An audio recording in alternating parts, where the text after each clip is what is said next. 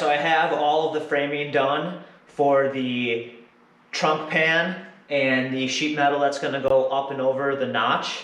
I built the bridge on top of the notch that the air tank is going to mount to, and I put a bunch of nutserts in the perimeter because we're going to have a removable sheet metal panel on top so that we can service the shocks and the airbags and anything underneath there. So the next step is going to be making some templates for the sheet metal panels that are going to mount to the framing here. So I'm just going to use some thin cardboard to start making the templates. I'm going to use smaller pieces to get the edge figured out as far as all the radius is.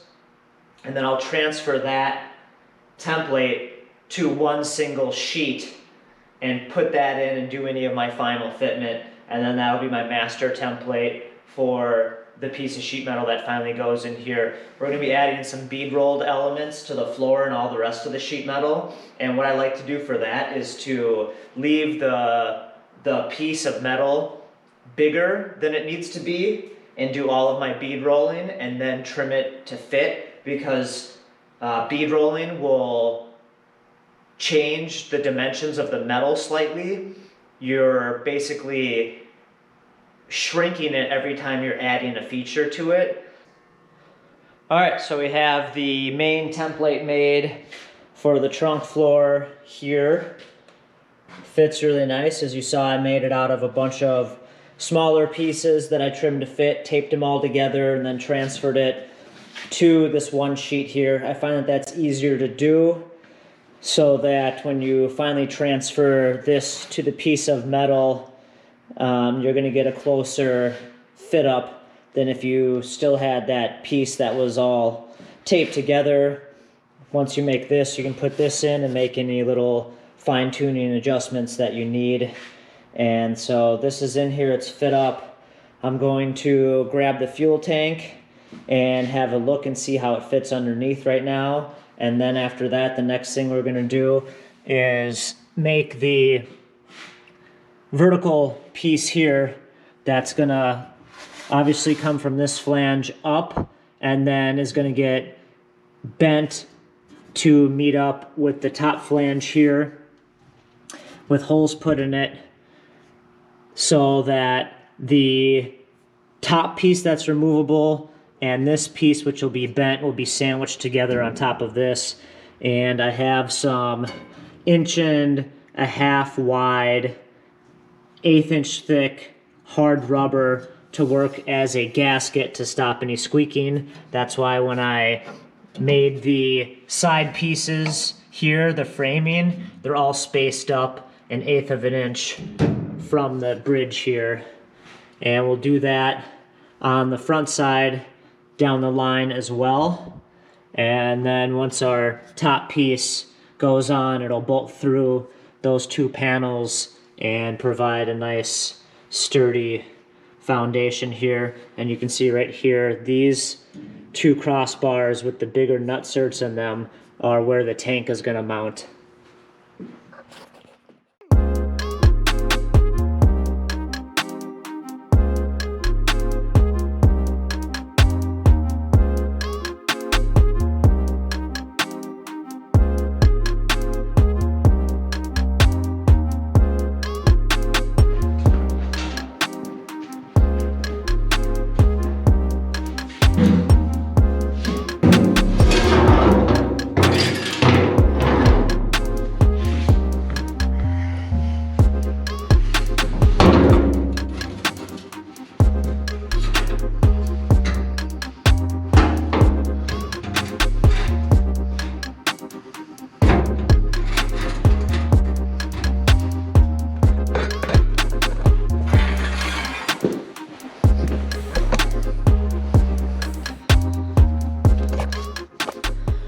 Alright, so looking at the stock gas tank that I have here, just quickly shoved up under here, looks like we are going to have plenty of room to retain it. As it is right now, it's above the bottom of the frame rail, or the rocker panel. It's above that height just a little bit here, and it still has quite a bit of room to actually go up. In the factory setting with the factory floor, it's actually basically sandwiched against the floor on the little kind of frame rails that are on the underside. And so you can see between these two kind of bead rolls and these bead rolls, the clamp goes, and there's a little frame rail kind of 1/2 inch section stub that sticks down that goes in between here. So I think we're gonna replicate that for the new floor we're gonna put in. And the tank is off-centered in the factory setting because of the spare tire mount, and we're not going to have a spare tire well in the floor pan. And because we're doing a dual exhaust out the back, I'm going to go ahead and center the gas tank now, because we'll need to modify the fuel filler neck anyways, because you can see it's pointing up too far, especially with the tank centered here. So we'll just cut this off and weld a new piece of pipe on there, and you can see what is left of the old cutout that I sectioned a new piece of sheet metal into so that it was nice and flat with the floor here. So we can just go ahead and radius that back out to clearance for the tube below the floor level, and we'll make new versions of these mounts that are a little more sturdy, and we'll bolt to the floor in a little different way there. We'll probably run a nutsert on the channel that we'll build on the bottom side of the floor. So that'll add a lot of rigidity to the floor, doing the little stubby frame rails or whatever you want to call them, box sections for the gas tank.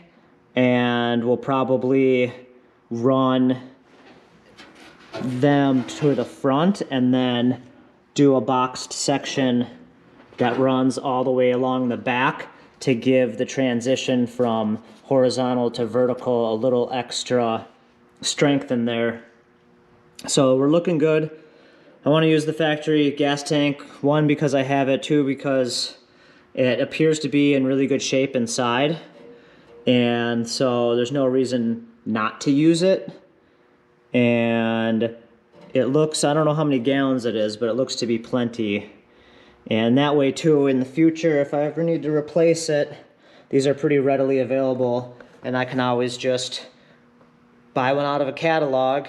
And as long as the mounts that I make are real easy to get on and off and everything, it'll be a super simple job to replace this.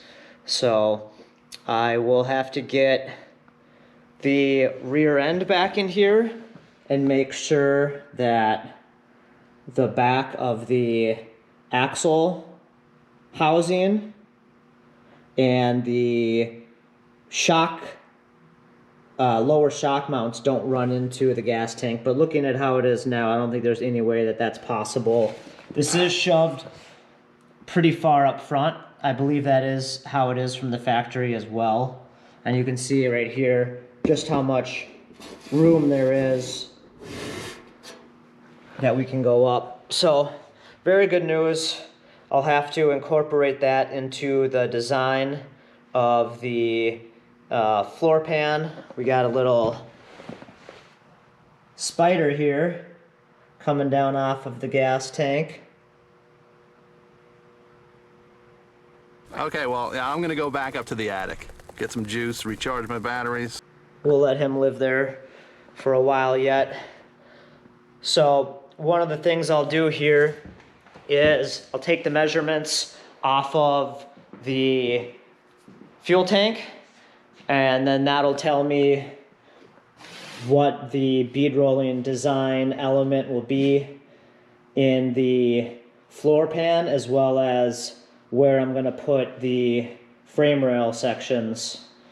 So, because I obviously don't want to do a whole bead rolled design element that goes the whole way across, but then we have to put in some frame rails. So figure out where the frame rails are gonna go, and we'll mark those out on the sheet here. Again, we're gonna do one on each side, and then we'll do one along the back, and then we'll be able to do some bead rolled elements on the floor to make it extra strong in between those frame rail portions, and for a little bit of a design element too. I mean, eventually the floor is going to be covered in carpet, I believe, so you won't see it, but bead rolling, the one good thing is it adds strength. The second good thing is it looks really good. So making good progress. Now that I know that the tank fits, we're going to get back to work here and make the template for the top, or for the riser piece here. Once we get that template made, then we can really start thinking about putting these to metal after we do some quick designing. I just got to get the light. There we go. Oh, just a missing persons thing? Oh, wait, hey, I know this guy. Oh, God.